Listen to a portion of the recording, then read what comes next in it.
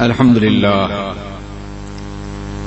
لله الذي فضل سيدنا ومولانا محمدا صلى الله تعالى عليه وسلم على العالمين جميعا وأقامه يوم القيامة للمذنبين المتلبسين الخطائين الهالكين شفيعا فصلى الله تعالى عليه وعلى كل من هو محبوب مرضي لديه صلاة تبقى وتدوم بدوام الملك الحي القيوم ونشهد أن لا إله إلا الله وحده لا شريك له ونشهد أن سيدنا ومولانا محمدا عبده ورسوله أما بعد فأعوذ بالله من الشيطان الرجيم بسم الله الرحمن الرحيم قل هو الله أحد الله الصمد لم يلد ولم يولد ولم يكن له كفوا أحد صدق الله العلي العظيم. امیر سنی دعوت اسلامی زاد اللہ شرفہ، علماء ملت اسلامیہ، قابل احترام بزرگوں اور دوستوں، آئیے ہم اور آپ انتہائی احترام و عقیدت کے ساتھ اپنے اور ساری کائنات کے مرکز عقیدت آقائے دو جہاں حضور رحمت عالم تاجدار مدینہ سرور کائنات محمد الرسول اللہ ارواحنا فدا صلی اللہ علیہ وسلم کی بارگاہ بے کس پناہ میں درود پاک کی نظریں پیش کرنے لگے. اللہم صلی علی سیدنا مولانا محمد معدن جود والکرم وآلہ الکرام اجمعین. آپ نے دیکھا ہوگا کہ پہلی بار میں نوجوانوں کے سہارے اسٹیج پہ آیا ہوں. گھٹنے میں تکلیف بہت ہے، پیر رکھا نہیں جا رہا ہے. عام حالات میں معذرت کر لیتا، لیکن آج تک میں نے معذرت نہیں کی ہے کبھی. 51 سالہ تبلیغی دورے میں آج تک نہیں. اور دعا کی یہ جو زندگی باقی رہ گئی ہے اس میں بھی جلسوں میں معذرت نہ کرنا پڑا مجھے. یہ لمحات جو میسر آ جاتے ہیں اللہ اور رسول کے ذکر کے، یہی سرمایہ حیات ہے. بقیہ سب ضیاء ہے، نقصان ہے، خسارہ ہے، اس کے علاوہ کچھ نہیں ہے. ایک وجہ اور بھی تھی مجھے میرے حاضر ہونے کی کہ آج کی تقریر کا عنوان توحید باری تعالی ہے. بڑا حسین عنوان ہے، بڑا مقدس عنوان ہے. اسلام کی اصل ہے، اسلام کی روح ہے، دین کا مغز ہے. اس سے ہٹ کر کے دین کا کوئی تصور نہیں ہو سکتا. پیغمبر اعظم سرور کائنات محمد الرسول اللہ ارواحنا فدا صلی اللہ علیہ وسلم کی مقدس حیات طیبہ کا جائزہ لیں تو اعلان نبوت کے بعد سے لے کے 13 سال تک مکہ مکرمہ کی زندگی میں پتھر کھاتے رہے، زخم برداشت کرتے رہے اور قل هو اللہ احد کہتے رہے. عزیزان ملت اسلامیہ، جتنے بھی احکام اور قوانین نازل ہوئے ہیں یہ سب بیشتر مدنی زندگی میں مدنی آیات ہیں. لیکن مکی آیات میں شارٹ ٹاپکس ہیں جس سے قرآن پاک بحث کرتا ہے اور دعوت دیتا ہے. توحید الہ، پیغمبر اعظم کی رسالت، قرآن پاک کی صداقت اور آخرت، بعث بعد الموت اور حشر و نشر. یہ 4 مضامین ہیں جو کم و بیش قرآن عظیم کی 1/3 آیات مبارکہ میں جن کی وضاحت کی گئی ہے. ان 4 مضامین کے بعد اور اس کی یقین لائے بغیر کوئی مسلمان نہیں ہوتا. عزیزان ملت اسلامیہ، انسان بہت عظیم ہے، اللہ کی تخلیق کا شاہکار ہے. اللہ تعالیٰ نے فرمایا ہے لقد کرمنا بنی آدم، ہم نے انسان کے سر پہ تاج کرامت رکھا ہے. لقد خلقنا الانسان فی احسن تقویم، ہم نے انسان کو احسن تقویم میں پیدا کیا ہے. جب اللہ خود تعریف کر رہا ہو انسان کی تو انسان کتنا عظیم ہوگا. خالق ہے، جو اپنی مخلوق کی تعریف کر رہا ہے، معبود ہے جو بندوں کی تعریف کر رہا ہے، رب العزت ہے جو اعزاز عطا فرما رہا ہے انسان. اگر انسان عظیم نہ ہوتا تو سرور کائنات انسانوں میں تشریف نہیں لاتے. بڑی عجیب عجیب باتیں لوگ کرتے ہیں کہ ہم ان کو انسان ہی نہیں مانتے. اختلاف ہمارا انسان سے نہیں ہے، اختلاف یہ کہ تمہارے جیسے انسان نہیں ہے بھیا، ہمارے جیسے نہیں. انسان تو وہ تھے. گزشتہ صدی کے ایک عظیم روحانی بزرگ وارث پاک رحمۃ اللہ علیہ نے بڑی وضاحت سے کہا ہے کہ تن اورا لباس نور کردن برائے ماں بشر مشہور کردن. عزیزان ملت اسلامیہ، حضور کا انسانوں میں جلوگر ہونا اس بات کی دلیل ہے کہ انسان ساری کائنات سے افضل ہے، فرشتوں سے بھی. انسان تو مسجود ملائک رہ چکا ہے، بہت عظیم ہے انسان. اتنا عظیم ہے کہ یہ پوری کائنات دو نوشنز کے اندر محدود ہے، ٹائم اور اسپیس، زمان اور مکان. یا تو کوئی زمانے کے اندر ہوگا یا مکان کے اندر ہوگا. کوئی بھی مخلوق ایسی نہیں ہے جو زمان اور مکان کے اندر نہ ہو، اسپیس یا ٹائم کے اندر نہ ہو. ہر چیز کے لیے احاطہ کر رکھا ہے، ٹائم نے بھی اسپیس نے بھی. آپ سن رہے ہیں توحید نیٹ ورک کی اسلامک آواز. Tawheed network international Islamic YouTube channel. لیکن ایک مخلوق ایسی بھی ہے جو ٹائم سے بھی بلند ہے، اسپیس سے بلند ہے، اور وہ انسان ہے. قرآن عظیم ارشاد فرماتا ہے ٹائم پیدا ہوتا ہے چاند اور سورج کی گردش سے، حرکت شمس و قمر سے. قرآن فرماتا ہے وَسَخَّرَ لَكُم مَّا فِي سَخَّرَ لَكُمُ الشَّمْسَ وَالْقَمَرَ، تمہارے لیے چاند اور سورج مسخر کر دیے گئے ہیں، کام میں لگا دیے گئے ہیں، غلام ہیں تمہارے، they are your slave. قرآن عظیم ارشاد فرماتا ہے اللہ اکبر وَسَخَّرَ لَكُم مَّا فِي السَّمَاوَاتِ وَالْأَرْضِ، تمہارے لیے مسخر کر دی گئی وہ تمام چیزیں جو زمینوں میں اور آسمانوں میں. تو ظاہر ہے جو مسخر کر دی گئی انسانوں سے بلند تو نہیں. خرد ہوئی ہے زمان و مکان کی زناری، نہ ہے زمان نہ مکان لا الہ الا اللہ.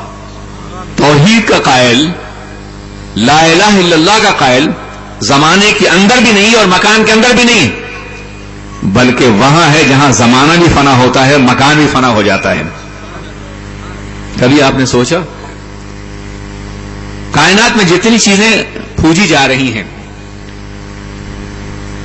اللہ کی توحید سے ہٹ کر کے، اس میں زمین کی بھی چیزیں ہیں، آسمان کی بھی چیزیں ہیں، بتوں کی پرستش ہوتی ہے، پتھروں کو پوجا جاتا ہے، شجر و حجر کی پرستش ہوتی ہے، شمس و قمر کی پرستش ہوتی ہے، ان تمام چیزوں کو پوجا جاتا ہے. زمین کی چیزوں کی بے قدری کا اندازہ تو ہر ایک کو ہو سکتا ہے کہ ایک چیز جس کو معبود بنایا گیا ہے کل ٹھوکروں سے وہ بکھیر دیا جاتا ہے اسے. لیکن کہیں یہ شبہ تھا کہ آسمان میں کوئی چاند اور سورج کوئی ایسی طاقت رکھتے ہوں جن کے اندر خدائی صفات کے اندر پائی جاتی ہو، الوہیت کی شان پائی جاتی ہو، توحید کے مد مقابل ہو وہ. اور غالباً اسی لیے دنیا کی آبادی کا بہت بڑا طبقہ سورج اور چاند کی پرستش کرتا ہے. پوری رومن قوم چاند کی پرستش، سورج کی پرستش، سورج کو پوجتی تھی. جانتے ہو کیوں پوجتی تھی؟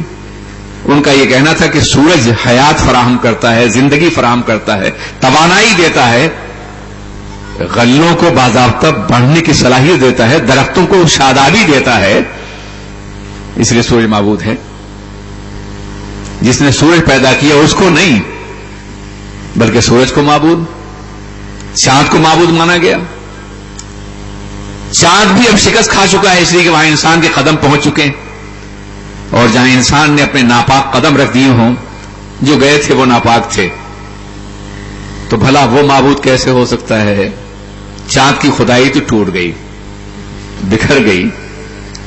انسان پوچھتا اسے ہے جو ماورائے عقل بیانڈ دا انٹلیکٹ ہوتا ہے. جب تک یہ معلوم نہیں تھا کہ یہ دریا کہاں سے بہتا ہے اور کہاں ختم ہوتا ہے تو دریا بھی پوجا جاتا تھا, دریائے نیل پوجا جاتا تھا.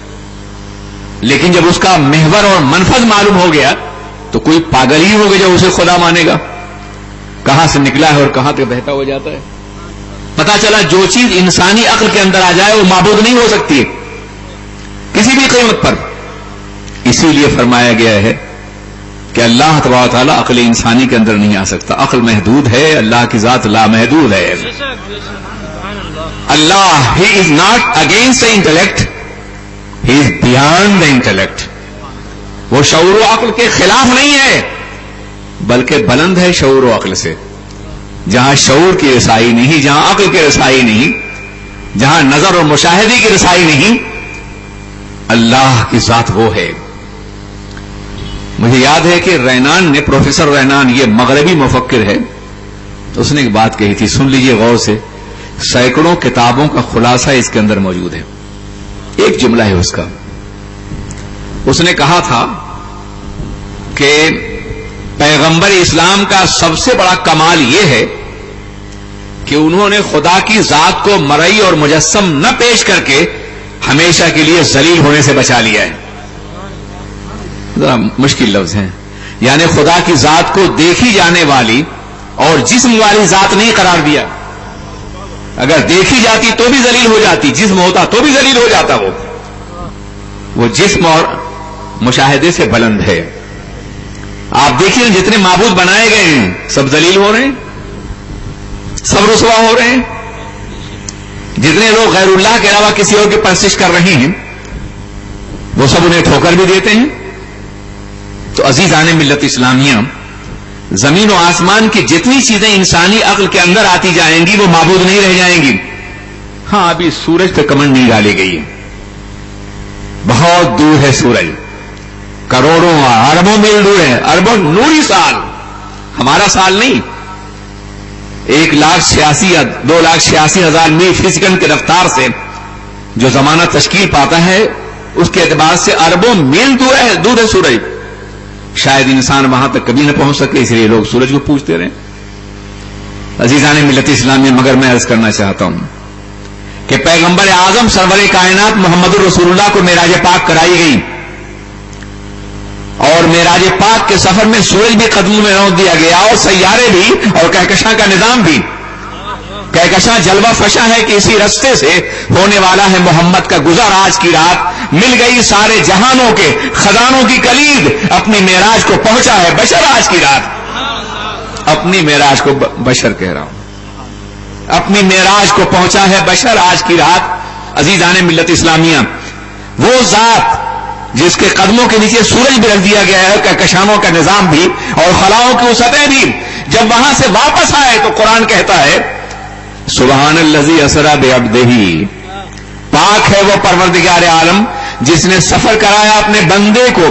پتا چلا سورج اور چاند کو رودنے والا پیغمبر بھی واپس آنے کے بعد بندہ اور خدا نہیں ہے.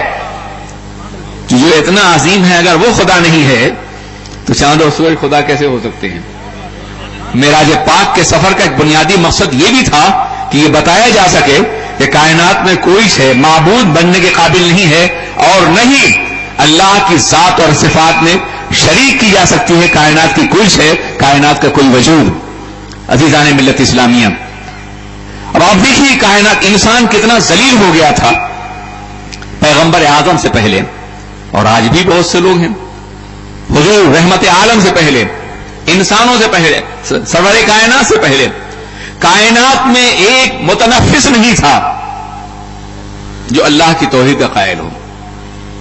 کچھ لوگ دین ابراہیمی کے قائل تھے مگر ان میں بھی کرپشن پیدا ہو گیا تھا, کرپٹ ہو گئے تھے وہ لوگ. اللہ کی توحید کا قائل ایک بھی انسان پوری کائنات میں نہیں تھا. اللہ ایک ہے, قادر ہے, سمیع و بصیر ہے. اللہ ارادہ فرمانے والا ہے, تخلیق کائنات فرمانے والا ہے, ذوالجلال والاکرام ہے. اللہ کی ان صفات کے ساتھ ماننے والا کوئی نہیں تھا. پیغمبر اسلام کا سب سے بڑا کمال یہ ہے کہ انہوں نے بندوں کو خدا کی بارگاہ تک پہنچا دیا, اور اس طرح پہنچایا کہ رسول پاک کے آنے سے پہلے شجر و حجر پوجے جاتے تھے، شمس و قمر پوجے جاتے تھے، سیارگان فلک پوجے جاتے تھے، دریاؤں کی روانی پوجی جاتی تھی، پہاڑوں کی بلندیاں پوجی جاتی تھی، اور موسم پوجے جاتے تھے، نکلتا ہوا سورج پوجا جاتا تھا، ڈوبتا ہوا چاند پوجا جاتا تھا، انسانوں کی اقدار پوجی جاتی تھی، بادشاہ پوجے جاتے تھے، اقتدار پوجا جاتا تھا، خواہش نفس پوجی جاتی تھی، نفس انسانی پوجا جاتا تھا، عزیزان ملت اسلامیہ حسن پوجا جاتا تھا، بدصورتی پوجی جاتی تھی، قرب پوجا جاتا تھا، حسن پوجا جاتا تھا، کائنات کی ہر شے معبود تھی۔ 35 ملین معبود تھے دنیا میں، 35 ملین کائنات کی، اور ایک انسان کی پیشانی تھی جو قدم قدم پہ سجدہ کر رہا تھا، کبھی دریاؤں کو سجدہ کر رہا تھا، کبھی پہاڑوں کو سجدہ کر رہا تھا، کبھی درختوں کو سجدہ کر رہا تھا، نکلتے ہوئے سورج کو سجدہ کر رہا تھا، ڈوبتے ہوئے چاند کو سجدہ کر رہا تھا، رات کی تاریکی میں کہکشانوں کے نظام کو سجدہ کر رہا تھا، ہر چیز کو سجدہ کر رہا تھا، مگر یا رسول اللہ آپ کا احسان عظیم ہے کہ آپ نے خدا کا پتہ بتا کر کے ہماری پیشانی کو ذلیل ہونے سے بچا لیا، ہماری انسانیت کو رسوا ہونے سے بچا لیا، ہمیں عظمت انسانی سے نوازا، ایک خدا کی بارگاہ میں جھکا کر ہر معبود باطل سے ہماری پیشانی کو الگ کر دیا۔ وہ ایک سجدہ جسے تو گراں سمجھتا ہے 1000 سجدوں سے دیتا ہے آدمی کو نجات، وہ سجدہ روئے زمین جس سے کام جاتی تھی اسی کو آج ترستے ہیں منبر و محراب۔ انسانیت پہ سب سے بڑا احسان وہ توحید ہے جو اللہ کے رسول نے عطا فرمائی ہے، جو سرور کائنات نے عطا فرمائی ہے۔ اور یاد رکھیے جب کوئی اللہ کا محبوب ہوتا ہے نا تو اللہ اپنی ذات کے ساتھ اس کا تذکرہ کرتا ہے، اپنا تعارف بھی اس کے ذریعے سے کرواتا ہے۔ آپ اندازہ فرمائیں قرآن پاک میں ایک نہیں سینکڑوں مقامات ہیں جہاں اللہ نے اپنے حبیب کا تذکرہ اپنی ذات کے ساتھ کیا ہے۔ اطیعوا اللہ و اطیعوا الرسول، اللہ کی اطاعت کرو اور رسول کی اطاعت کرو، اور کہیں کہیں تو صرف رسول کی اطاعت کا حکم دیا گیا ہے، اللہ کی اطاعت کا ضمن تذکرہ کر دیا گیا ہے۔ کیوں؟ اس لیے کہ توحید کا تعارف انہوں نے کرایا تھا، بندوں کو خدا کی بارگاہ میں انہوں نے جھکایا تھا، یہاں تک کہ سورۃ الاخلاص جو میں نے ابھی پڑھی ہے، کبھی آپ نے سوچا کہ یہ سورہ اخلاص حدیث پاک کے مطابق 1/3 قرآن ہے؟ یہی وجہ ہے کہ سورۃ الاخلاص کو ہم فاتحہ کے ساتھ ساتھ اپنے مردوں کے لیے اصالہ ثواب کرتے ہیں، جو جائز بھی ہے، مستحسن بھی ہے، قرآن و حدیث سے ثابت بھی ہے، ایک علیحدہ ٹاپک ہے انشاءاللہ پھر کبھی۔ تو سورۃ الاخلاص 1/3 قرآن ہے، 3 مرتبہ پڑھنے کے بعد ایک پورے قرآن کا ثواب ملتا ہے، اور توحید کے باب میں اس سے بڑی سورت کوئی نہیں ہے۔ ایک صحابی ہیں جو بار بار ہر نماز میں سورۃ الاخلاص پڑھتے ہیں، کسی نے کہا حضور یہ ہمیشہ ایک ہی سورت پڑھتے ہیں؟ کہا ہاں، اگر تمہیں اس کی برکتوں کا احساس ہو جائے تو تم بھی یہی کرو گے۔ تو میں عرض کرنا چاہتا ہوں سورۃ الاخلاص چند جملوں کا یہ مجموعہ ہے، سورۃ الاخلاص۔ آپ نے اندازہ کیا اور کبھی اور کیا کہ اللہ اپنی توحید کا بیان فرما رہا ہے؟ وہ کہہ سکتا تھا انی اللہ، میں اللہ ہوں، ہے نا؟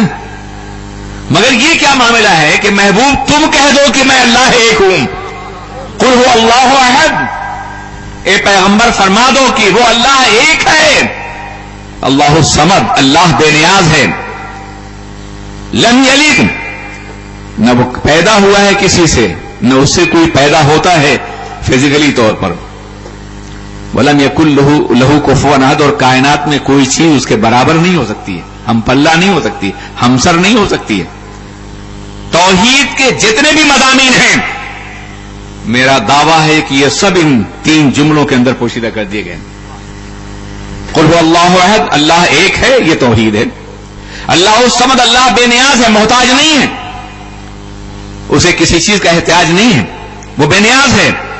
ایرانیوں کی طرف سے یزدان و اہرمن کا کوئی کانسیپٹ نہیں ہے اسلام میں کہ نیکی کا خدا اور کوئی ہے اور برائی کا خدا کوئی اور ہے، 2 خدا، یا پھر کائنات کے نظام کو چلانے کے لیے سینکڑوں خدا بنا لیے گئے، یہ پانی برسانے کا خدا ہے، یہ روزی دینے کا خدا ہے، یہ ایجوکیشن کا خدا ہے، یہ طاقت اور توانائی کا خدا ہے، سینکڑوں خدا بنا لیے۔ اس کا مطلب کہ وہ ایک کو قادر مطلق نہیں سمجھتے، ایک ذات کے، حالانکہ ان کے ہاں بھی ایک کا تصور ہے، اور بڑی خوبصورت باتیں بھی کہیں انہوں نے بہر کیف، لیکن وہ خوبصورت باتیں بھی شرک ہیں. کوئی ضروری نہیں کہ ہر خوبصورت بات جو ہے وہ توحیدی ہو جائے. یہ ایک علیحدہ موضوع ہے، میں طبیعت ٹھیک نہیں ہے، میں بہت تفصیلی گفتگو شاید آج نہ کر سکوں، لیکن ایک بار پھر آپ توحید کے موضوع گفتگو کروائیے گا. میں وعدہ کرتا ہوں کہ میں آؤں گا اور توحید کے جتنے بھی ایسپیکٹ ہیں سب پہ گفتگو ہوگی انشاءاللہ، اور حقیقی توحید پر. اے پیغمبر فرما دیجیے وہ اللہ ایک ہے، اللہ بے نیاز ہے، صمد ہے، وہ اللہ ہو ہی نہیں سکتا جو کسی کا محتاج ہو، وہ اللہ ہو ہی نہیں جو اپنی خدائی کے چلانے کے لیے چھوٹے چھوٹے خداؤں کا محتاج ہو، وہ خدا نہیں ہو سکتا. احتیاج خدا کی ذات کے ساتھ نہیں، وہ اللہ ہو ہی نہیں سکتا ہے کہ جو تمام صفات کمالیہ کا جامع نہ ہو، وہ اللہ نہیں ہے. اللہ صمد ہے، بے نیاز ہے، وہ محتاج نہیں ہے. اگر کوئی اس پہ اعتراض کرتا ہے کہ اللہ نے فرشتوں کو بارش پر معمول فرمایا ہے، روح نکالنے میں معمور کیا ہے، قبر میں سوال پہ معمول فرمایا ہے، تو یہ خدائی میں شرکت نہیں ہے بلکہ یہ کارکنان قضا اور قدر ہیں. سمجھ گئے؟ کارکنان قضا نہیں سمجھے؟ بتا رہا ہوں میں. ایک بادشاہ ہے جو آمر مطلق ہے، اور اس نے کچھ لوگوں کو مقرر کیا ہے تمہیں یہ کام کرنا ہے، یہ کام کرنا ہے، وہ کرنا ہے، وہ سب غلام ہیں. وہ بادشاہ کی خدائی میں شریک نہیں ہو سکتے. تو اگر فرشتوں نے، اسی لیے بعض لوگوں کو شبہ ہوا تھا کہ شاید فرشتے خدا کی بیٹیاں ہیں، اس میں شریک ہے صفات میں، نہیں، بلکہ یہ کارکنان قضا اور قدر اللہ نے انہیں مقرر کر رکھا ہے کہ تمہیں یہ کام کرنا ہے، تمہیں یہ کام کرنا ہے، تمہیں یہ کرنا ہے، اور وہ ایک سانس نہیں لے سکتے ہیں بغیر اللہ کی مرضی کے. انسان نہیں بلکہ پوری کائنات بے بس ہے خدا کی بارگاہ میں، اس لیے کہ وہ صمد ہے اور بے نیاز ہے، وہ کسی کا محتاج نہیں، ساری کائنات اس کے محتاج ہے. لم یلد، یہ ایک بہت بڑے طبقے کا جواب ہے. آج دنیا میں آبادی کے اعتبار سے، عمل کے اعتبار سے نہیں، یاد رکھیے گا، پریکٹسنگ مسلم دنیا میں سب سے زیادہ ہیں. چاہے ہمارے اعمال آج بھی خدا پہ یقین کرنے والے، خدا کو ماننے والے، خدا کے سامنے جھکنے والے، پریکٹس کے اعتبار سے دنیا میں مسلمان سب سے زیادہ ہے. اور یہی خوف ہے دوسروں کو کہ ان کے ہاں مذہب کا تصور تو ہے مگر پریکٹس نہیں ہے. 99% چرچ میں جانے والے ایتھیسٹ ہوتے ہیں، خدا کے منکر ہوتے ہیں. بڑھاپا ہوتا ہے تو بخشوانے کے لیے چلے جاتے ہیں. وہی بخشوانے کا عالم یہ کہ بڈھے ہو گئے، ساری عیاشیاں کر چکے ہیں، جتنی شراب منوں کے اعتبار سے پینی ہی پی چکے ہیں. اب سنڈے کو جا کر کے اعتراف گناہ کرتے ہیں اور ہفتے بھر کے لیے پھر لائسنس مل جاتا ہے گناہوں کا. نہیں، وہ 3 خداؤں کے ماننے والے ہیں. تثلیث جسے کہتے ہیں، اب تثلیث فی الوحدہ والوحدۃ فی التثلیث، 3 ایک ہیں اور ایک 3 ہیں. خدا، جبرائیل، حضرت عیسیٰ، یہ تینوں ایک ہیں اور تینوں 3 ہیں. آپ اندازہ فرمائیں، کیا دنیا کا کوئی میتھمیٹیشین، ریاضی داں 3 کو 1 اور 1 کو 3 کہہ سکتا ہے؟ خدا کے باب میں یہ تصور اس قدر غیر عقلی ہے کہ آج تک اس کو کرسچین دنیا سمجھا نہیں سکی ہے کہ 3 1 کیسے ہو سکتا ہے اور 1 3 کیسے، اور جدا بھی نہیں ہوگا اور جدا بھی ہے. اور پھر اس کے ساتھ ساتھ یہ بھی المیہ ہے کہ جناب عیسیٰ خدا ہیں. ان میں ایک طبقہ ایسا جو حضرت مریم کو بھی شامل کرتا ہے اس میں، وہ مریمی کرسچنز کہلاتے ہیں، میری کو پوجنے والے. تو میں عرض کرنا چاہتا ہوں کہ المیہ یہ ہے اس سلسلے میں کہ وہ خدا بھی کہتے ہیں اور پھر خدا کو پھانسی بھی دے دیتے ہیں، اور جب پھانسی دینے کے لیے لے چلتے ہیں تو پکارتا ہے ایلی ایلی لما سبقتنی، اے خدا تو نے مجھے کیوں چھوڑ دیا. اگر وہ بھی خدا تھے تو کس خدا کو پکار رہے تھے؟ توحید یہی ہے کہ کسی بھی مجبوری کے عالم انسان اپنے خدا کی بارگاہ میں جھک جائے. انہوں نے کبھی یہ دعویٰ نہیں کیا کہ میں خدا ہوں، پوری بائبل میں ایک جملہ نہیں دکھا سکتے آپ کہ انہوں نے اپنے کو خدا کہا ہو. یہ بعد میں بولس شمشاتیہ پال نے باضابطہ اس عقیدے کو وضع کیا ہے حضرت عیسیٰ کے 200 سال بعد قسطنطین اعظم کے زمانے میں. عزیزان ملت اسلامیہ، آپ اندازہ فرمائیں، وہ یہ کہتے ہیں جناب عیسیٰ علیہ السلام ہمارے گناہوں کا کفارہ بن گئے، ہم زندگی بھر جتنے گناہ کریں گے ان کی پھانسی کفارہ ہو گئی. میں کہتا ہوں عجیب بات ہے، دنیا کوئی قانون مانے گا کہ گناہ جو ہے وہ بیٹا کر رہا اور پھانسی صدیوں سال پہلے باپ کو دی جا چکی ہو؟ یہ کون سا عدل کا نظام؟ اور پھر اگر وہ خود خدا تھے تو بغیر پھانسی چڑھے ہوئے کیوں نہیں معاف کر دیا؟ وہ ہمارے عیسیٰ ہیں جو آج بھی زندہ ہیں اور قیامت سے پہلے جلوگر ہوں گے. وہ ہمارے عیسیٰ ہیں جو مسیحا ہیں اور زندگی دینے کی طاقت رکھتے تھے، وہ توحید کے قائل تھے. یہ بھی سن لو، توحید کے قائل تھے مگر یہ بھی کہتے تھے وہ احیل موتا باذن اللہ، میں مردوں کو زندہ کرتا ہوں اللہ کے حکم سے. پتہ چلا اگر بندہ اپنے اختیار کو خدا کی جانب منسوب کرے تو یہ توحید کے خلاف نہیں ہے. انہیں جناب عیسیٰ کو مشرک کہہ دو یار، کہہ دو، حضرت عیسیٰ کو مشرک کہہ دو یار. شرک کا ہیضہ ہو گیا ہے، ہر چیز مشرک ہو گئی ہے. اگر ان کے شرک کے معیار کا جائزہ لیا جائے تو دنیا میں 2% بھی لوگ مسلمان نہیں رہتے. حضرت عیسیٰ کہتے ہیں وہ احیل موتا، میں مردوں زندہ کرتا ہوں، میں مبروس و مکمو کو اچھا کرتا ہوں. آپ سن رہے ہیں توحید نیٹ ورک کی اسلامک آواز. Tawheed network international Islamic YouTube channel. آپ اندازہ فرمائیں، وہ حضرت عیسیٰ ہے. توحید کی دعوت دینے کے لیے ہر نبی جلوگر ہوا ہے، جناب آدم سے لے کے جناب مسیح تک. آپ سورۃ الانبیاء کا مطالعہ کریں اور دوسری سورتوں کا، ہر ایک نے ایک ہی بات کہی ہے، وہ اللہ ایک ہے، وہ بے نیاز ہے.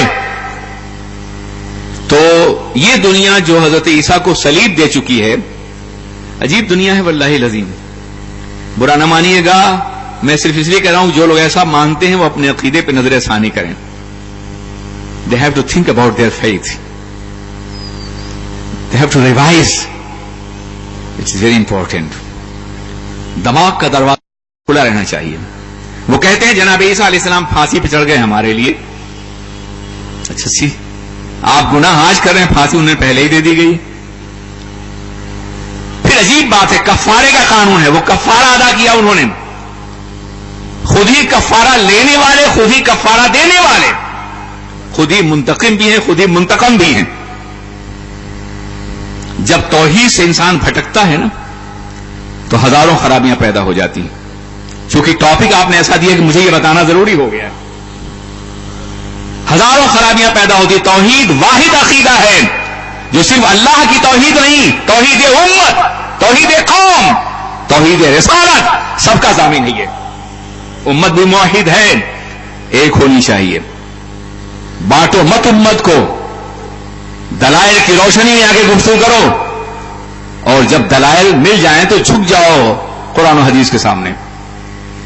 عزیزان ملت اسلامیہ، میں عرض کرنا چاہتا ہوں کہ اللہ کی توحید کے قائل سارے انبیاء کرام ہیں. اب عالم یہ ہے کہ خدا کا تصور دیکھیے، کسی بھی مذہب کی بنیاد 3 بنیادی احساس پر ہوتی ہے. کوئی بھی مذہب 3 چیزوں پہ، 3 پلر پہ قائم ہوتا ہے عقیدے کے اعتبار سے. خدا کا تصور، عقیدہ خدا کے بارے میں، رسالت کا تصور اور کتاب. یہ 3 بنیادی باتیں ہیں جو ہر نبی کے دور میں ہر نبی کے مذہب کی اساس، بیس اور بنیاد رہی ہیں. اب آپ ذرا جائزہ لیجئے ان مشرکین کا جو واقعی مشرک ہیں. تم تو یار مسلمانوں کو بنانے میں لگے ہوئے مشرک، جو مشرک ہیں ان کے لیے تمہارا رول کیا ہے؟ کچھ فکر ہے تمہیں؟ تو وہ یہ کہتے ہیں کہ 3 ایک ہے اور 3 ہیں. حضرت عیسیٰ سولی پہ، یہ ہے ان کا تصور الہ، عقیدہ الہ. جناب عیسیٰ سولی پہ چڑھ گئے، یہ ہے ان کا تصور نبوت. اور عالم یہ ہے کہ ان سے جناب عیسیٰ کے بارے میں پوچھا جائے کہ تم جناب عیسیٰ کے بارے میں کیا جانتے ہو، تو یہ کہیں گے کہ پیدا ہوئے، 12 سال تک کچھ معجزات دکھائے، پھر غائب ہو گئے، 32 سال کی عمر میں دوبارہ ظاہر ہوئے، کچھ معجزات اور دکھائے، کچھ چرواہے اور مچھیرے ایمان لائے، اور اس کے بعد پھر صلیب دے دی گئی۔ کیا کسی نبی کی اتنی زندگی سے کوئی قانون مرتب ہو سکتا ہے؟ معاشی قانون، معاشرتی قانون، تمدن کا، حیات کا، سیاست کا، حکومت کا، شادی کی نہیں تو آئلی قانون کہاں سے مرتب ہوگا؟ معیشت کی کوئی بنیاد نہیں رکھی انہوں نے۔ وہ عیسیٰ جو آئیں گے سب کچھ کریں گے۔ وہ ایک ابتدائی پیریڈ تھا جس کے لیے وہ دنیا میں بھیجے گئے، آسمانوں میں اٹھائے گئے، تو نہ ان کے ہاں عقیدہ الہ مضبوط ہے نہ عقیدہ رسالت۔ کتاب خود ان کا دعویٰ ہے، ہارسلی کا مفسر ہے، کہ 200 سال تک جناب عیسیٰ کے بعد بائبل غائب رہی ہے، اور ہزاروں پادریوں کے پاس ان کی اپنی لکھی ہوئی بائبل تھی جس پہ قسطنطین آدم نے پال کے مشورے سے 4 پہ دستخط کروا لیے۔ جن کی کتاب جب نازل ہوئی تو زندہ کتاب تھی، مگر آج ان کے ہاتھوں میں زندہ کتاب نہیں ہے۔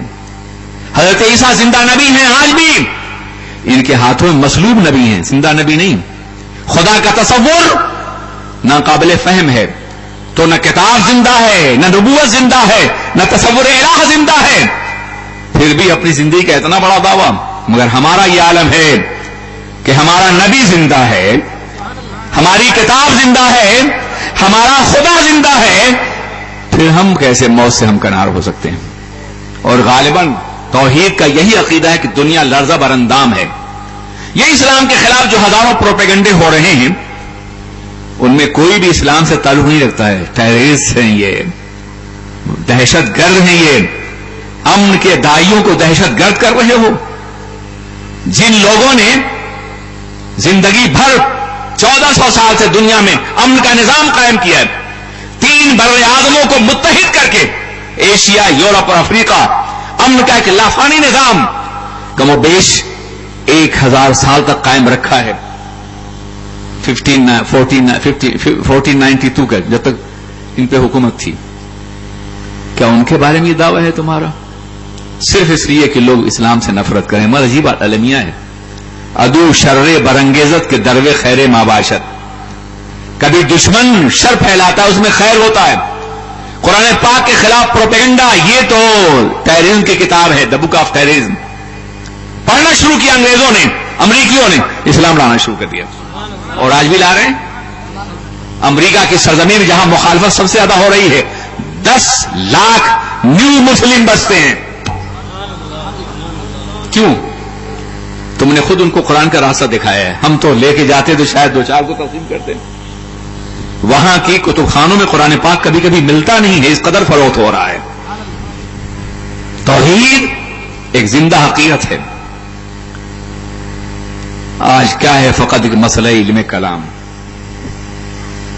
بہر کے میں یہ عرض کرنا چاہتا ہوں کہ اللہ کی وحدانیت کا یقین انسان کو ناقابل شکست بنا دیتا ہے۔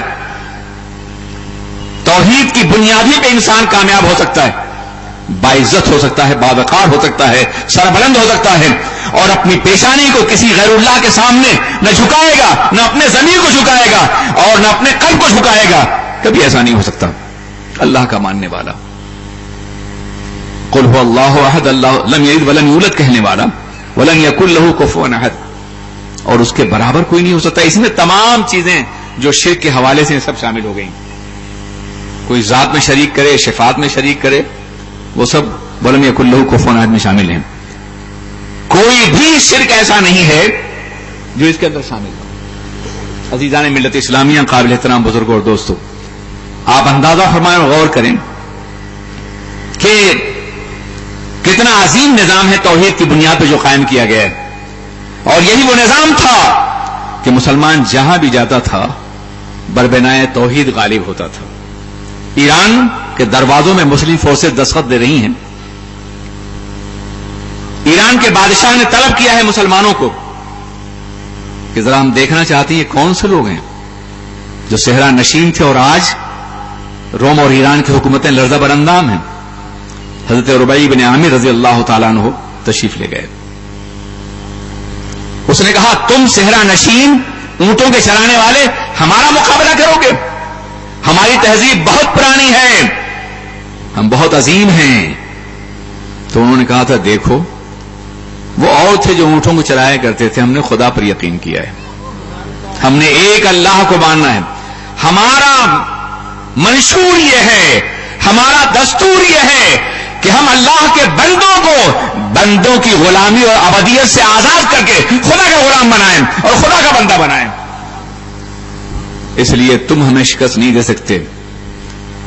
دربار میں گئے تھے، سفیر سے قتل نہیں کروا سکتا تھا. اس نے کہا ان کے سر پہ مٹی رکھ دو، مٹی کا ٹوکرا ڈال دو. رکھ دیا مٹی کا ٹوکرا، بڑی خوشی سے لے کر کے آیا اپنی فوج میں اور کہا کہ ایران نے اپنی زمین خود ہمارے حوالے کر دی. یہ دیکھو نیک تفاؤل ہے اس نے، اور یہی ہوا. کچھ دنوں کے بعد ایران مفتوح ہوا. یہ توحید تھی، اللہ پہ ناقابل شکست یقین تھا. طارق بن زیاد اسپین کی سرزمین پہ اترتے ہیں اور کہتے ہیں کشتیاں جلا دو. جہاز سمندروں سے ہو کے گئے تھے. کسی نے کہا حضور یہ دانش مندی نہیں ہے کہ واپسی کا راستہ بند کر دیا جائے. دنیا کا ہر کمانڈر ان چیف واپسی کا راستہ کھلا رکھتا ہے، آپ نے کشتیاں جلوا دی؟ فرمایا ہاں. کسی نے کہا یہ زمین غیر ہے. کہا جھوٹ بولتے ہو تم، یہ زمین غیر نہیں ہے، یہ ہماری زمین ہے. الارض للہ وانا للہ فالارض لنا، زمین ہماری ہے، ہم اللہ کے ہیں، پوری زمین ہماری ہے. اگر ہمیں شکست ہو گئی تو ہماری قبریں آواز دے گی نئے مسلمانوں کو جو یہاں کے دین قائم کریں گے. عزیزان ملت اسلامیہ، توحید کتنی عظیم طاقت اندازہ کر سکتے ہیں آپ. بدر و حنین ہو، خیبر و خندق ہو، اگر یہاں کامیابی ہو دو بنیادوں پر، اللہ کی توحید اور نبی کی ناقابل شکست محبت، نبی کے نام پر جان دینے کا حوصلہ. آج توحید کا دعویٰ تو کرتے ہو مگر نبی کی محبت سے الگ کر کے تم آدھا اسلام مان رہے ہو. یہ دونوں لازم و ملزوم ہیں، نبی کی محبت بھی اور ان کے نام پر جان دینے کا حوصلہ بھی. اللہ اکبر کہنے والے صحابہ کیا دم توڑتے ہوئے نبی کے قدموں پہ جان دینے کا حوصلہ نہیں رکھتے تھے؟ نعرہ اللہ اکبر کا لگاتے تھے، اللہ بڑا ہے، سب سے بڑا ہے، یہ توحید کا نعرہ تھا، مگر جان مصطفیٰ کے لیے دے رہے تھے. ہمارا بھی مشن یہی ہے کہ ہم اللہ اکبر کہیں، توحید کا نعرہ لگائیں اور جان مصطفیٰ کے مشن کے لیے دینے کے لیے تیار رہیں. سر خدا کی بارگاہ میں جھکائیں اور زندگی نبی کے قدموں پہ قربان کرنے کے لیے تیار ہو جائیں. اس کے بغیر اسلام کبھی غالب نہیں ہو سکتا ہے.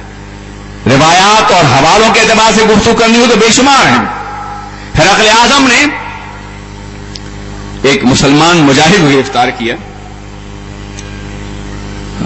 اور شاید میں آپ کا وقت لے رہا ہوں، بس ہاں، ایک مسلمان مجاہد کو گرفتار کیا اس نے اور کہا کہ تمہارا عجیب حال ہے، جس نبی کے لیے تم اپنا سر ہتھیلی پہ لیے پھرتے ہو اس نے تمہیں اچھا کپڑا بھی نہیں دیا، اچھی تلوار بھی نہیں دی، تمہارا پورا وجود فاقے کا نمونہ ہے.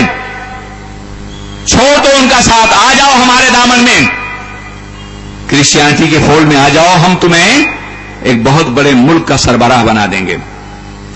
تو فرمایا تھا اس مرد مجاہد نے کتنا بڑا ہے تمہارا ملک؟ اس نے بتایا کہ حدود اربع بتایا. کہا پوری دنیا بھی اگر تمہارے ملک کے اندر ہوتی تو بھی میں یہ قبول کرنے کے لیے تیار نہیں تھا. صرف قبول کریں گے، اگر تم مجھ سے اسلام چھوڑنے کی بات تو دور ہے، اگر تم مجھ سے صرف اتنا مطالبہ کرتے کہ صبح کے وقت مؤذن جو کہتا ہے محمد الرسول اللہ، یہ ایک بار نہ سنوں اور اس کے بدلے میں پوری دنیا لے لوں، تو واللہ میں یہ قبول کرنے کے لیے تیار نہیں ہوں. تم ہمیں خریدنا چاہتے ہو؟ بکا وہ کرتا ہے جو پہلے کہیں بک چکا ہو، بک نہ چکا ہو. ہم تو بازار مدینہ میں بک چکے ہیں، ہم کو تو رسول پاک کی رحمت نے خرید لیا ہے. اب دنیا کی کوئی طاقت ہمارا سودا نہیں کر سکتی ہے. جب تک بکے نہ تھے تو کوئی پوچھتا نہ تھا، تم نے خرید کر ہمیں انمول کر دیا. عزیزان ملت اسلامیہ، اب اس کے بعد اس نے کہا ٹھیک ہے، بکنے کے لیے تیار نہیں ہو جاؤ، مرنے کے لیے تیار ہو جاؤ. موت کی بات آئی تھی، زندگی کا چہرہ مسکرا اٹھا. مومن جانتا ہے مر کے ٹوٹا ہے، کہیں سلسلے قید حیات فرق اتنا ہے کہ زنجیر بدل جاتی ہے. جو انبیاء کو مردہ تصور کرتے ہوں وہ شہداء کو کے بارے میں کیا خیال ہے؟ شہید تو وہ ہوتا ہے جو نبی کے مشن پہ جان دیتا ہے. نبی کے مشن پہ جان دینے والا قرآن کی روشنی میں زندہ ہے تو نبی کے بارے میں کیا خیال ہے تمہارا؟ جو پیغام پہ جان دے رہا ہے, نبی کی سیرت پہ جان دے رہا ہے, نبی کے نام پہ جان دے رہا ہے. عزیزان ملت اسلامیہ, تو میں یہ عرض کرنا چاہتا ہوں کہ اس نے کہا مرنے کے لیے زندگی کا چہرہ مسکرا اٹھے, مر کے ٹوٹا ہے کہیں سلسلے قید حیات. فرق اتنا ہے کہ زنجیر بدل جاتی ہے. موت تجدید مذاق زندگی کا نام ہے. خواب کے پردے میں بیداری کا ایک پیغام ہے. میرے جنازے پہ رونے والوں, فریب میں ہو بغور دیکھو, مرا نہیں ہوں, غم نبی میں لباس ہستی بدل گیا ہوں. تیرے کشتوں کو موت آئی تو کتنی بامراد آئی, ادھر ہونٹوں پہ دم آیا, صدائے زندہ باد آئی. ہم زندگی بھر اللہ اکبر کہتے رہے, ہم نے اپنے معبود برحق کو دیکھا نہیں ہے, مگر سنا ہے کہ جب ہمارا پہلا قطرہ خون زمین پہ گرتا ہے تو ہماری نگاہ اپنے رب کے جلووں کو دیکھ لیتی. جلدی کرو, ہم جس مشن پہ جان دے رہے ہیں اس مشن میں اللہ کا دیدار یقینی اور لازمی ہے. اس نے پہلے قید میں ڈال دیا کہ ابھی ذرا جوش ہے, بھوکے رہیں گے, فاقہ کریں گے, شاید ہوش آ جائے. مگر مسلمان کا جوش ہی ہوش ہوتا ہے. 40 روز تک قید میں ڈالا, 40 روز کے بعد بلایا اور کہا بھوکے ہو, خاموش, سو اور شراب رکھی کھا لو. منہ پھیر لیا مرد مجاہد نے. کہا تمہارے نبی نے تو اجازت دی ہے کہ جان بچانے کے لیے کھا سکتے ہو. کہا اگر زندگی کے صحرا میں تنہا ہوتا تو جان بچا لیتا, مگر ظالم تو بھی تو ہے نا, تیرے کبر کو, تیرے کفر کو سکون مل جائے گا کہ میں نے مجبوری سے تمہارے قانون پر عمل کر لیا. نہیں, ٹھیک ہے پھر مرنے کے لیے تیار. کہاں اتنا موقع دو کہ میں اپنے رب کی بارگاہ میں 2 سجدہ کر لوں. نہ مسجد میں, نہ بیت اللہ کی دیواروں کے سائے میں نماز حق ادا کرتے ہیں تلواروں کے سائے میں. یہ ہے توحید. توحید صرف ڈھونگ رچانے کا اور پیٹنے کا نام نہیں. توحید زندگی کا مطالبہ کرتی ہے, قربانیاں چاہتی ہے. توحید غلبہ کی علامت ہے. وَأَنْتُمُ الْأَعْلَوْنَ إِن كُنتُم مُؤْمِنِينَ. اور پھر اس کے بعد انہیں 2 رکعت نماز پڑھی. السلام علیکم ورحمۃ اللہ, السلام ورحمۃ اللہ. ہراقل آج اتنا مزہ آ رہا تھا کہ یہ سر قیامت تک نہ اٹھتا, اس لیے کہ آج میں موت و حیات کی شرط پہ نماز پڑھ رہا تھا. ایک طرف زندگی کے چند لمحے تھے اور دوسری طرف اللہ کے جلوے تھے, بے حجاب جلوے تھے. لیکن میں نے سر اس لیے اٹھایا کہ کہیں تو یہ نہ سمجھے کہ مومن موت سے ڈرتا ہے. سر قلم کر دیا گیا. یہ ہے وہ توحید تھی کہ جب ایک مرتبہ ستاروں سے انکار کر کے ابراہیم نے خدا کا اقرار کیا ہے تو آتش کدے میں ڈالے گئے, وطن چھوڑنے پہ مجبور کیا گیا ہے, اپنے بچوں کو ذبح کرنے کا حکم دیا گیا ہے, اور سب کچھ کرنے کے لیے انہوں نے توحید کے تقاضوں کو پورا کیا ہے. لا الہ الا اللہ کا مطلب یہ ہے جو توحید کا کلمہ ہے کہ اللہ کے ذریعے سے تمام اصنام باطل کے سر کو قلم کر دو اور پھر اللہ کا اقرار کرو. پہلے نفی اور پھر اس بات ہے اگرچہ بت ہے جماعت کی آستینوں میں, جماعت کی آستینوں میں, اسے خوب پڑھو, اگرچہ بت ہے جماعت کی آستینوں میں مجھے حکم ازاں لا الہ الا اللہ. یار توحید کے قائل تو ہمیں تم آج پیدا ہوئے ہو. ایک آدھ صدی کے اندر جنید کون تھے مجھے بتاؤ, رازی و غزالی کون تھے مجھے جواب دو, حضرت فضیل بن عیاض کون تھے جواب دو, توحید کا ہندوستان کو پیغام دینے والے خواجہ کون تھے جواب دو, داتا کون تھے جواب دو. 1400 سال سے توحید کے داعی صرف ہم رہے ہیں, صرف ہم رہے ہیں. ہم نے اللہ کی وحدانیت کا اقرار پوری دنیا سے کروایا ہے. یہ ہمارے ہیں, تمہارے تو نہیں ہے نا, تم تو صاف انکار کر رہے ہو. ایک بات اور کہوں گا میں, بہت تفصیلی موضوع میں وعدہ کرتا ہوں کہ آپ توحید کا عنوان رکھیے, پھر میں آؤں گا انشاءاللہ. ایک بات, آپ ایک آیت کریمہ سورہ فاتحہ کی ہمیشہ پڑھتے ہیں, الحمدللہ رب العالمین, तमाम तारीफ अल्लाह के लिए, तमाम आलमों का पालने वाला है ना? तमाम तारीफ अल्लाह के लिए, यार बोलो ना, है ना? इसको अच्छी तरह जहन में रख लो। तमाम तारीफ अल्लाह के लिए, और ये हस्र है, अल्लाह के अलावा किसी के लिए नहीं। अल्हम्दुलिल्लाह, तमाम तारीफें अल्लाह के लिए। अजीज़ान, जो रब्बुल आलमीन सारे आलम का पालने वाला है, रब्बुल आलमीन है, इसलिए उसकी तारीफ है। अलिफ लाम जो है यह हस्र का है। हम की जितनी भी शक्लें हो सकती हैं, तारीफ की, मद की, सताइश की, सब इसके अंदर है, कोई भी इससे खाली नहीं है। हम रोजाना पढ़ते हैं अल्हम्दुलिल्लाह, तमाम तारीफें अल्लाह के लिए हैं, और शिर्क पे शिर्क करते चले जाते हैं। जमीन की तारीफ करते हैं, शफक के हुस्न की तारीफ करते हैं, उफक के जमाल की तारीफ करते हैं, दरियाओं और पहाड़ों की तारीफ करते हैं, फूलों और नखतों की तारीफ करते हैं।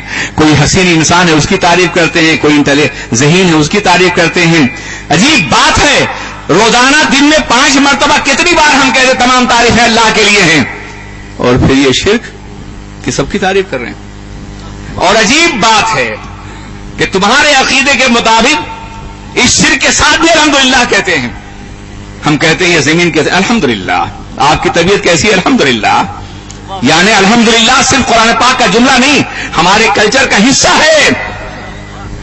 हर हसीन चीज को देख के कहते हैं अल्हम्दुलिल्लाह। अज़ीज़ान मिल्लत इस्लामिया, कभी सोचा आपने, कभी थोड़ी देर के लिए हमारे इन तौहीद पसंदों ने कभी गौर किया इस पर?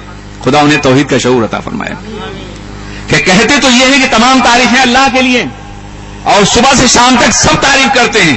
अजी, आज के जमाने में अलबानी जैसा मुहद्दिस पैदा नहीं हुआ, हालांकि बखिया उधेड़ दिया है उनके आलम अरब ने। दर्जनों किताबें आ गई उनके खिलाफ, उनकी हदीस दानी पर, उनके नक़्द व तफ़सीर पर। तारीफ सब हो, इंसानों की तारीफ, हर चीज की तारीफ, दरियाओं और पहाड़ों की तारीफ, जो भी हसीन मंजर उसको देख कहते हैं कितना हसीन मंजर है।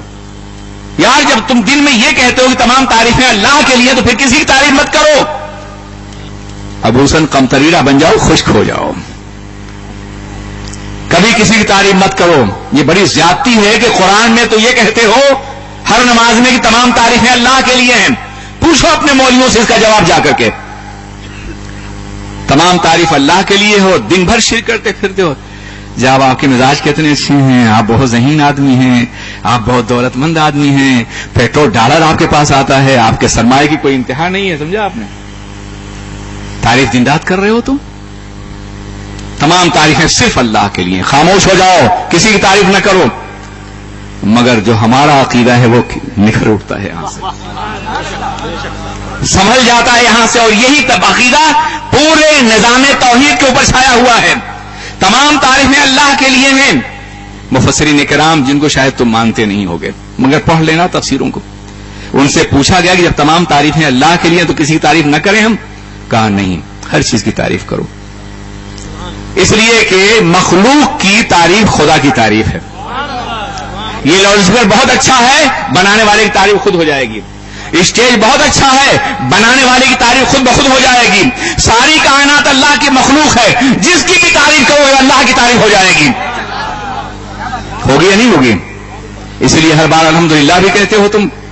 अब बताओ कि जब कायनात में हर चीज की तारीफ अल्लाह की तारीफ है, तो जाने कायनात जो है, आबरूए कायनात जो है, वकारे कायनात जो है, दलील अज़मत इंसानियत जो है, तौहीद का सबसे बड़ा दाई जो है पैगंबर आज़म मोहम्मद अरबी, क्या उसकी तारीफ अल्लाह की तारीफ नहीं होगी? अल्हम्दुलिल्लाह रब्बिल आलमीन जिसे पैगंबर दिया हमको था, अल्हम्दुलिल्लाह रब्बिल आलमीन जिसने मुख्तार पैगंबर दिया, इल्म गैब जानने वाला पैगंबर दिया, कायनात पे कंट्रोल करने वाला पैगंबर दिया, अल्लाह के बख्शे हुए इख्तियारात से लोगों को जिंदगी देने वाला पैगंबर दिया। समझा आपने?